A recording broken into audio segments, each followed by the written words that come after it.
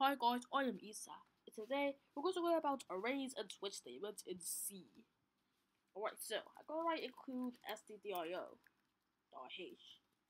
So now I'm going to just create the main function. Alright, so to create an array, you have to write ints, or let me just write int numbers, and then after the variable name, you have to put these two brackets. What you put in the brackets, well, we're going to discuss that later.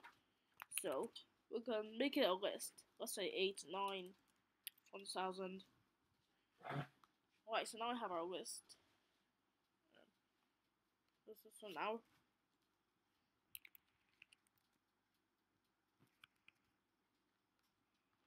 The list, it has to be using curly braces like this.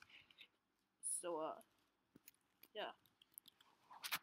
Anyways, so if I want to access a certain, element of the numbers, then you can use this notation.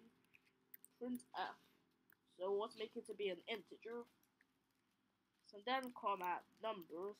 Then I have to put the number. It starts at 0 for some odd reason. So now let's run it.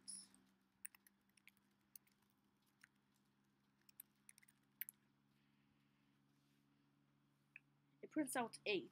8 is the first number. So now if I write 1, it's going to print this element. 9, if I write 2, it's going to print this element, 2000, yeah, so on.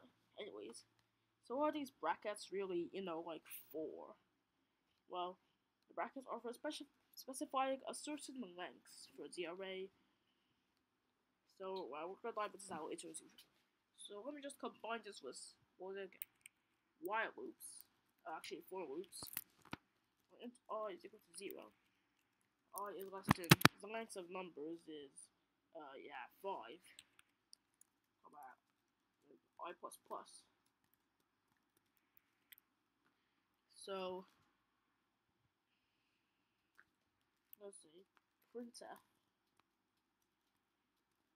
I slash n, comma numbers bracket I. Sounds good. Print has all the numbers. Let me just make it more stylish. So I'm gonna print comma, and then after all that, I'm gonna print slash n. I mean backslash n. So now let me just write printf. The numbers are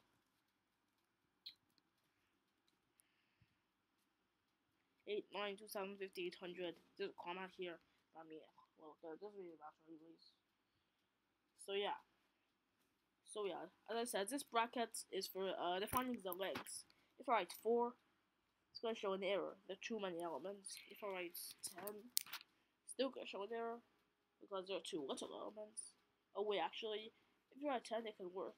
The rest of the elements will basically just be 0. So like if I write I is less than 10, everything else is 0. But if I write a number that's less than what it's actually, then it's going to show some weird stuff. They're just garbage values. We're going to look at them in the future. But yeah, they're not really. They sort of just look like random numbers.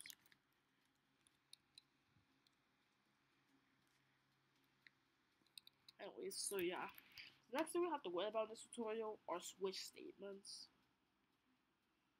So let's just I don't know, make a new file.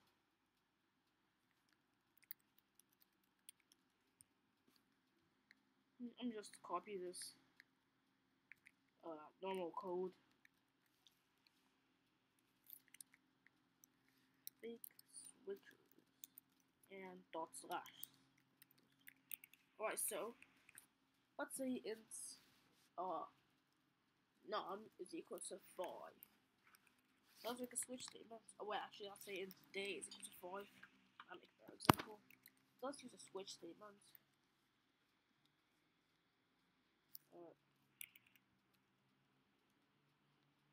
So we're gonna say switch day because, well, yeah. Let's say case 1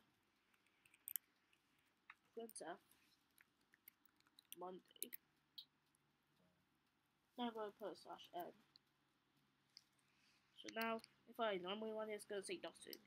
If the date is 1, so like if you have a lot of ifs instead of actually writing all those ifs, you can just use switch statements because they'll be more efficient.